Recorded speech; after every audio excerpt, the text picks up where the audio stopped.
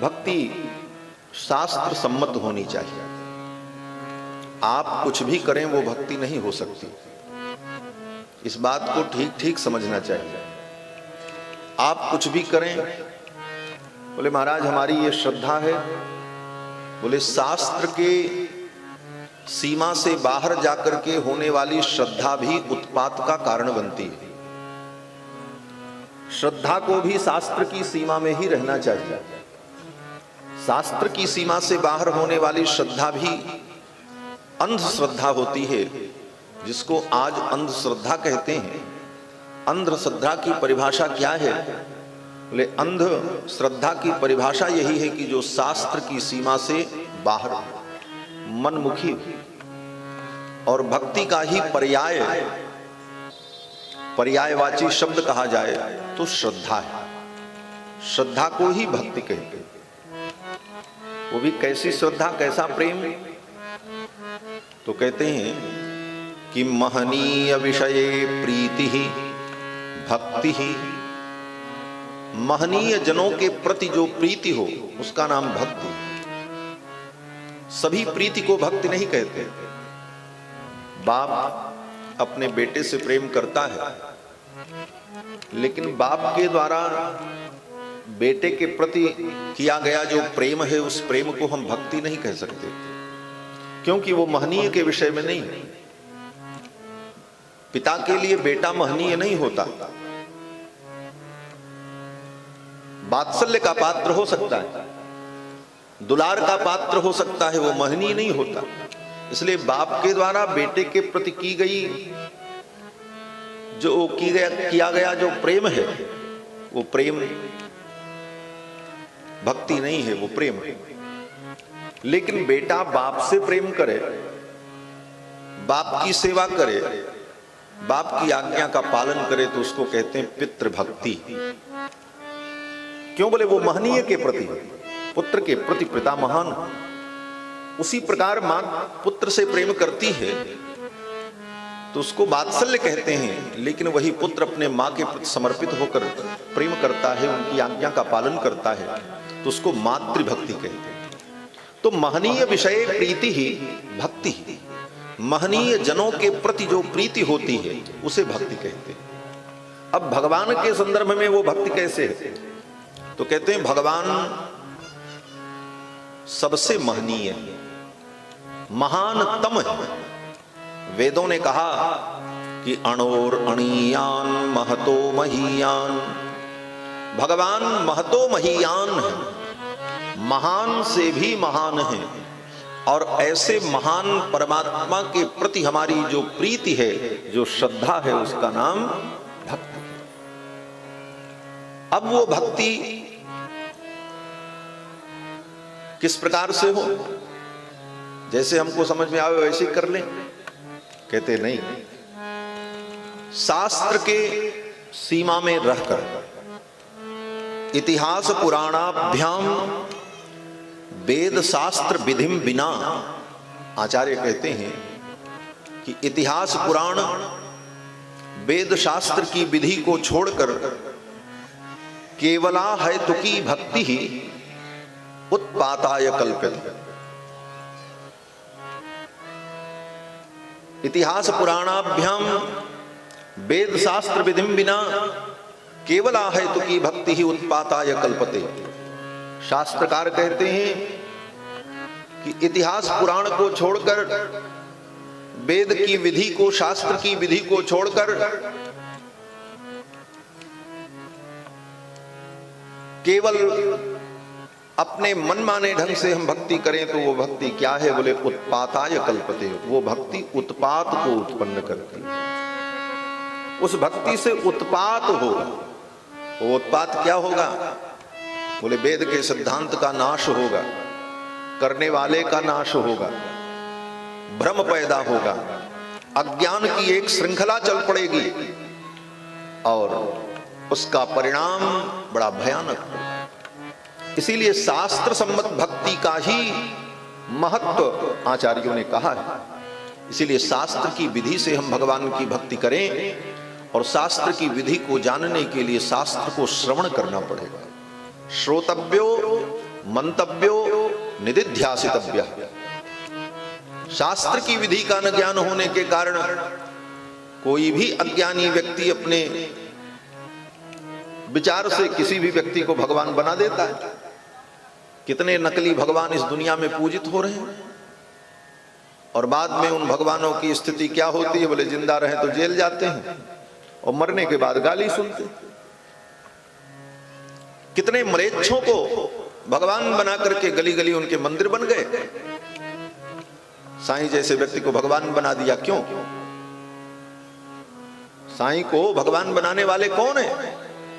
बोले विद्वान नहीं है, शास्त्रज्ञ नहीं है, वे अल्पज्ञ मनमुखी भक्ति करने वाले लोग हैं, जिन लोगों ने शास्त्र की विधि को न समझकर अपनी अंधश्रद्धा के परिणाम स्वरूप ऐसे व्यक्ति को भगवान घोषित किया। कहने का तात्पर्य कि जब तक शास्त्र को हम श्रवण नहीं करेंगे तब तक सनातन वैदिक सिद्धांत को हम समझ नहीं पाएंगे। इसलिए शास्त्र के गंभीर रहस्य को श्रवण करना चाहिए। भगवान की कथा कोई मनोरंजन नहीं, भगवान की कथा कोई कॉमेडी नहीं है कि आप यहां मनोरंजन करने आवे और थोड़ा देर आपके अनुकूल बातें सुनाई जाएं तो आपका समय पास हो। कथा तो जीवन का सार है। महाराज, भगवान की कथा भगवान का स्वरूप है। श्रीमद् भागवत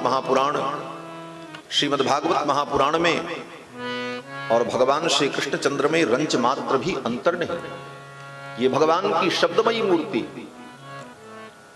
श्री वेदव्यास जी महाराज वर्णन करते हैं कि जब भगवान निज धाम गमन करने लगे अपनी लीला का संवरण करके, तो भगवान के परम सखा श्री उद्धव जी महाराज ने भगवान से कहा, हे भगवान, आप निज धाम चले जाएंगे तो आपके भक्त आपके वियोग में अपने जीवन को कैसे धारण कर पाएंगे? तो भगवान श्री हरि ने कहा, उद्धव, अन्य अवतारों में अपनी लीला का संवरण करके मैं क्षीर सागर चला जाता हूं, क्षीरारणों में मेरा प्रवेश हो जाता है, लेकिन इस बार कृष्णावतार में लीला का संवरण करके मैं क्षीरारणों में नहीं जाऊंगा। तो उद्धव जी ने कहा, आप कहां जाएंगे? तो भगवान ने कहा, श्रीमद् भागवतारणों में मेरा प्रवेश हो जाए। और इतना कहते हुए भगवान गोविंद श्री कृष्ण ने अपनी दिव्य ज्योति को श्रीमद् भागवत ग्रंथ में प्रतिष्ठित कर दिया। वेद व्यास जी लिखते हैं कि तिरोधाय प्रविष्टोयम श्रीमद् भागवतार्णवम, तिरोधाय प्रविष्टोयम श्रीमद् भागवतार्णवम, अपनी ज्योति को तिरोहित करके भगवान श्रीमद् भागवत ग्रंथ में प्रविष्ट हो गए। तेनेयं वाङ्मयी मूर्ति प्रत्यक्षा वर्तते हरेः, इसीलिए श्रीमद् भागवत महापुराण भगवान की प्रत्यक्ष वाङ्मयी मूर्ति है, शब्दमयी मूर्ति। भगवान स्वयं इस ग्रंथ में प्रतिष्ठित हो गए। श्रीमद् भागवत महापुराण का एक एक अक्षर, एक एक शब्द, एक एक वाक्य भगवान श्री कृष्ण का स्वरूप है। ऐसा ये दिव्य ग्रंथ श्रीमद् भागवत महापुराण परमहंसों की संहिता है। इस ग्रंथ के हर अध्याय के अंत में लिखा है पारमहंस्याम संहितायाम, ये परमहंसों की संहिता है। सुखदेव जैसे परमहंस ने इसको आत्मसात किया, वेद व्यास जी ने इसकी रचना की, लेकिन इसका रस श्री सुखदेव ने अनुभव किया और समय आने पर श्री सुखदेव जी महाराज ने राजा परीक्षित को सुनाया। वेद व्यास जी कहते हैं, इस रस को पियो, पिबत भागवतम रसम, पिबत भागवतम रसम, इस रस को पियो। कब तक पियो? बोले आलयम, पिबत भागवतम रसमालयम, पिबत भागवतम रसम आलयम। आलयम का मतलब मृत्यु पर्यंतम, जब तक मृत्यु न हो जाए तब तक इस कथा को पियो। अर्थात ये जीवन जब तक है तब तक बार बार इस कथा को पीते रहो, पीते। पिबत भागवतम रसमालयम, मुह रहो, बार बार पियो। कैसे पियो? बोले रसिका आहा, रसिक होकर के। भुवि भावुक आहा, हे पृथ्वी के भावुक प्राणियों, भावना से युक्त होकर के इस रस को पियो। ऐसा वेद व्यास जी महाराज आदेश करते। और जो इस रस को पीता है, जो इसे पिलाता है, जो इसका अनुमोदन करता है, जो इसका समर्थन करता है, वो भगवान गोविंद को प्रिय हो जाता है। स्वयं भगवान श्री कृष्ण कहते हैं कि मत कथावाचकम नित्यम मत कथा श्रवणे रतम, जो मेरी कथा को सुनाता है, मत कथा श्रवणे रतम, जो इस कथा को सुनने में रत रहता है, मत कथा प्रीति मनसम, जो मेरी कथा से प्रीति करता है, ना हम त्यक्षामि तम नरम, ऐसे पुरुष का मैं कभी त्याग नहीं करता, ऐसे पुरुष को मैं कभी छोड़ता नहीं हूं, मैं सदा उसे अपना मानता हूं। ये भगवान का उद्घोष है। ऐसी पावन कथा श्रीमद् भागवत महापुराण, जो वेदों का सार है, उपनिषद का सार है, और दूसरे शब्दों में कहा जाए तो ये गायत्री मंत्र की व्याख्या है। अर्थोयम ब्रह्म सूत्राणाम सर्वोपनिषदामपि गायत्री भाष्य भूतोसौ। श्रीमद् भागवत महापुराण गायत्री मंत्र की ही व्याख्या है। आप कहोगे गायत्री मंत्र तो छोटा सा, गली गली लोग पढ़ते हैं। आजकल तो गायत्री मंत्र माइक में लोग बजाते हैं, लेकिन गायत्री मंत्र के विषय में जो वर्णन है, गायत्री मंत्र का कभी जोर से उच्चारण नहीं करना चाहिए। गायत्री मंत्र को उपांशु कहना चाहिए। उपांशु का मतलब कि ओंठ हिले लेकिन शब्द अपने कान को भी न सुनाई पड़े। और आज गायत्री मंत्र कैसेट में बजाया जाता है। कारण कि शास्त्र के सिद्धांत को न जानने के कारण हमारी अंधी श्रद्धा हमें धर्म से विपरीत दिशा में ले जाती है और हमारा धर्म विकृत होता है। जहां पर गायत्री मंत्र की महिमा है, वहीं पर यह भी लिखा है कि गायत्री मंत्र का जोर से उच्चारण नहीं करना चाहिए। और विशेषकर गायत्री मंत्र, स्त्री को गायत्री मंत्र का कभी जप नहीं करना चाहिए।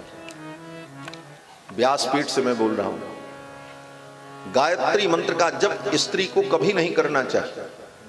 क्यों? बोले स्त्री गायत्री मंत्र का जप करे तो उसको विपरीत फल मिलेगा। कारण कि स्त्री का यज्ञोपवीत संस्कार नहीं होता, इसलिए स्त्री को गायत्री मंत्र जपने के लिए विधान नहीं। क्योंकि गायत्री मंत्र वही जप सकता है जिसका यज्ञोपवीत संस्कार है, और यज्ञोपवीत केवल पुरुषों का होता है। इस कारण से स्त्री के लिए भी गायत्री मंत्र का निषेध है।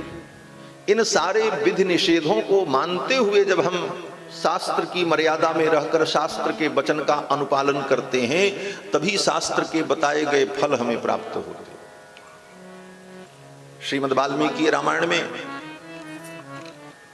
श्री दशरथ जी महाराज ने जब वशिष्ठ जी से कहा कि आप अश्वमेध यज्ञ कराइए, हमें पुत्र की प्राप्ति हो, तो वशिष्ठ जी ने कहा ठीक है, हम कराएंगे। तो दशरथ जी ने एक बड़ी अच्छी बात कही। श्री दशरथ जी ने गुरुदेव वशिष्ठ से कहा कि हे गुरुदेव, कहीं किसी प्रकार की यज्ञ में कोई कमी न हो और विधि का नाश न हो, शास्त्र की जो विधि है उसी विधि से यज्ञ हो। क्यों? तो दशरथ जी कहते हैं कि विधिहीनस्य यज्ञस्य सद्यः कर्ता विनश्यति। विधि से हीन यज्ञ करने पर कर्ता का ही विनाश हो जाता है। छिद्रम ही मृगयन्ते स्म विद्वांसो ब्रह्म राक्षसाः। दशरथ जी कहते हैं कि ये राक्षस बड़े विद्वान होते हैं, विद्वांसो ब्रह्म राक्षसा। तो ये करते क्या हैं? बोले आप यज्ञ करने चलो, अनुष्ठान करने चलो, कोई जप करने चलो, तो आपके किसी भी धार्मिक अनुष्ठान शुरू होने के पहले देवता तो बाद में आएंगे, पहले कौन आता है? बोले राक्षस आ जाते हैं, बिना बुलाए आ जाते महाराज। जैसे आपके यहां भंडारा हो तो जिसको आपने निमंत्रण दिया है वो तो बाद में आएंगे, लेकिन भगोना कड़ाहा चूल्हे पे चढ़ जाए और छनने लग जाए, महक लग जाए, तो जितने कुत्ते हैं गांव के सब पहले ही आ जाते हैं, पूंछ हिलाते कि कुछ मिलेगा। खाने वाले बाद में आते हैं, कुत्ते पहले वहां मडराने लगते हैं। उसी प्रकार से जब कोई व्यक्ति धार्मिक कर्मानुष्ठान करने चले तो राक्षस, असुर, पिशाच ये पहले आ जाते हैं। ये वाल्मीकि रामायण का वचन मैं कह रहा हूं। और वाल्मीकि रामायण कितना प्रामाणिक ग्रंथ है, वेदावतार है। वेद वेद्ये परे पुंस जाते दशरथात्मजे, वेद प्राचेद सादासीत साक्षात रामायणात्मना।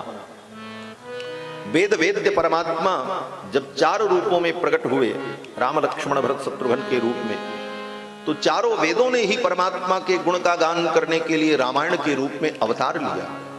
वेद प्राचेद सादासीत साक्षात रामायणात्मना, वो रामायण वाल्मीकि रामायण जो कि 18 पुराण और महाभारत से भी ज्यादा प्रामाणिक ग्रंथ है वाल्मीकि रामायण। और वहां रामायण में कहते हैं कि महाराज यज्ञ यागादि कर्म करने चलो तो राक्षस पहले आते हैं, असुर पहले आ जाते हैं। और आकर के करते क्या है? बोले ये तुम्हारी कमी ढूंढते हैं। छिद्रम ही मृगयन्ते स्म, तुम्हारे कर्म के छिद्र को ढूंढते हैं, कहां कमी। ये छिद्र ढूंढना भी सबके बस की बात नहीं। लोग कहते हैं बड़े छिद्रान्वेषी हैं। बोले छिद्रान्वेषण करना किसी की कमी कौन बता सकता है? वही बता सकता है जो उस विषय का मर्मज्ञ होगा। इसीलिए विद्वान का एक नाम है दोषज्ञ। विद्वान विपश्चित दोषज्ञ, ये विद्वान शब्द के पर्यायवाची शब्द हैं। तो विद्वान को दोषज्ञ भी कहा जाता है, क्योंकि वो दोष जान लेता है, वो पकड़ लेता है गलती कहां हो रही, इसलिए विद्वान को दोषज्ञ कहा जाता है। तो ये राक्षस भी बड़े विद्वान होते महाराज। विद्वांसो ब्रह्म राक्षसा, दशरथ जी कह रहे हैं। और वो करते क्या हैं? बोले वो तुम्हारे कर्म को सावधानी से देखते हैं, कहां इससे गलती हो रही, कहां इससे शास्त्र की विधि का उल्लंघन किया, और क्योंकि शास्त्र की विधि का उल्लंघन नहीं दिखाई पड़ा, उस कर्म के फल का वो नाश कर देते हैं। छिद्रम ही मृगयन्ते स्म विद्वांसो ब्रह्म राक्षसा, विधिहीनस्य यज्ञस्य सद्यः कर्ता विनश्यति। और फिर विधि से हीन कर्म होने पर उस कर्म के करने वाले कर्ता के द्वारा मनोवांछित जो फल है उस फल का विनाश हो। कितनी गंभीर बात है। इन बातों पर हम ध्यान नहीं दे पाते। कितने प्रमाण हैं कि थोड़ी सी विधि बिगड़ जाए तो उल्टा ही फल होता है। रघुवंश के एक राजा थे, उनका नाम था महाराज युवनाश्व।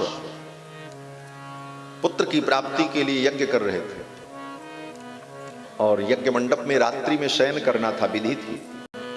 रात्रि में जजमान को प्यास लगे तो कौन सा पानी पीना है यह भी निर्धारित था कि अमुख कलश के जल को ही पीना है। और रात्रि में यज्ञ मंडप में अनेक कलश रखे हुए थे। वस्ती बरी नाम का एक कलश था, वो देवताओं के लिए रखा था, और धोखे से उस वस्ती बरी कलश के जल को उठा करके महाराज युवनाश्व ने पी लिया रात्रि में। परिणाम क्या हुआ? बोले पुत्र की प्राप्ति के लिए यज्ञ कर रहे थे। पुत्र तो आया, लेकिन कहां आया? पत्नी के गर्भ में नहीं, महाराज योनाश्व के पेट में गर्भ हो गया। बस्ती वरी के कलश के जल को पीने का परिणाम कि महाराज योनाश्व के पेट में गर्भ हो गया। प्रातः काल ऋत्विजों ने, ब्राह्मणों ने कहा महाराज कहीं विधि का लोप हुआ।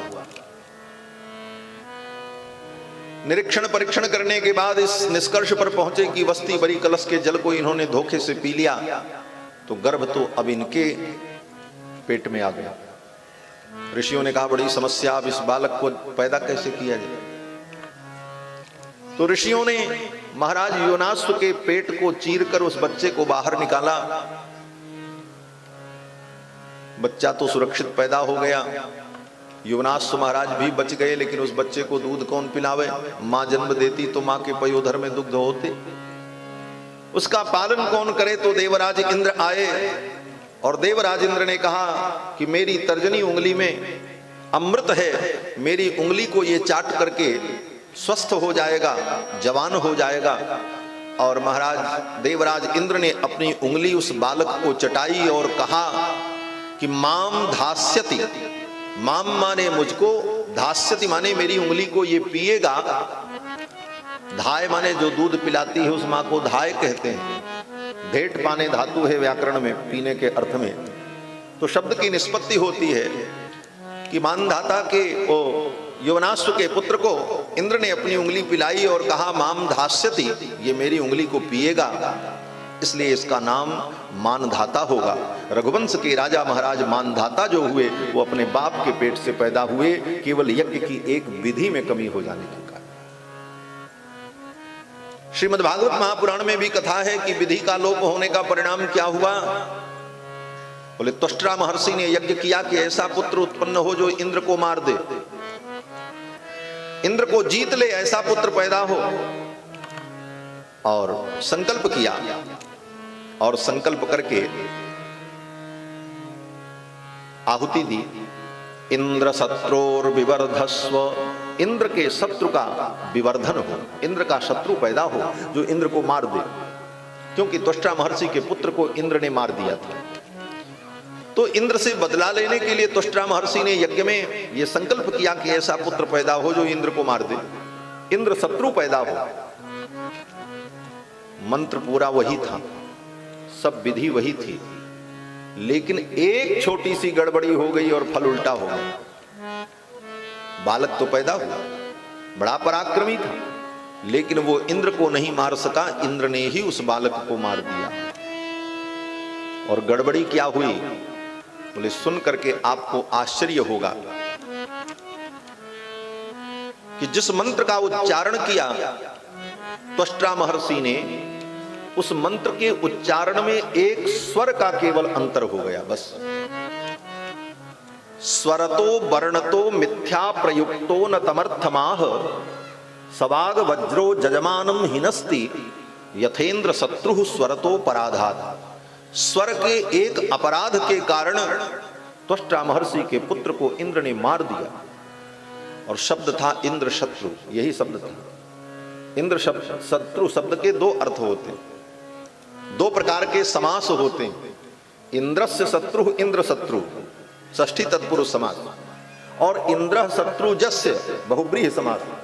अब दोनों में अंतर क्या होगा? बनने के बाद शब्द वही बनेगा, इंद्र शत्रु, इंद्र शत्रु, लेकिन कहां पर बहुब्रीहि होगा, कहां पर तत्पुरुष होगा, वो एक स्वर के उच्चारण से भेद समझ में आएगा। और उस एक स्वर का उच्चारण बिगड़ गया और उसका परिणाम उल्टा हुआ और वो बालक मारा गया। इसीलिए वैदिक मंत्र कर्मानुष्ठान शास्त्र के मर्यादा से ही करना चाहिए।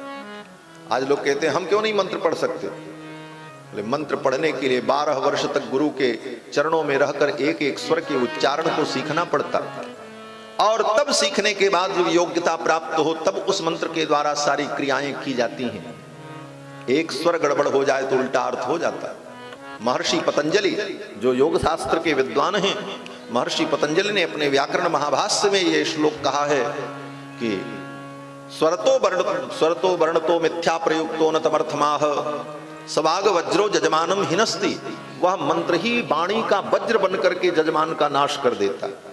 सवाग वज्रो जजमानम हिनस्ति यथेंद्र शत्रु स्वरतोपराधात्। जैसे स्वर के अपराध के कारण इंद्र का शत्रु वृत्रासुर मारा गया। इन सब बातों को न समझने वाले लोग धर्म को धर्मशाला समझ बैठे कि धर्म धर्मशाला है, जो आओ वही ठहरो, जैसा चाहो तैसा करो। ऐसा नहीं, इसकी भी एक सीमा है, एक नियम है, एक सिद्धांत है। धर्म में लोकतंत्र नहीं चलता है, यहां बहुमत का सिद्धांत नहीं चलता है, यहां लौकिक संविधान लागू नहीं होते। धर्म के सिद्धांत में धर्मशास्त्र का सिद्धांत ही लागू होता है, धर्म के नियम ही लागू। वहां आप ये नहीं कह सकते कि सबके लिए समान अधिकार है तो हमारे लिए भी ये अधिकार है। जिसके लिए जो अधिकार विहित है वह अधिकार ही उसके लिए है, और उसमें रहकर वो भक्ति करे, धर्म के रहस्य को समझे, तभी उसका फल उसे प्राप्त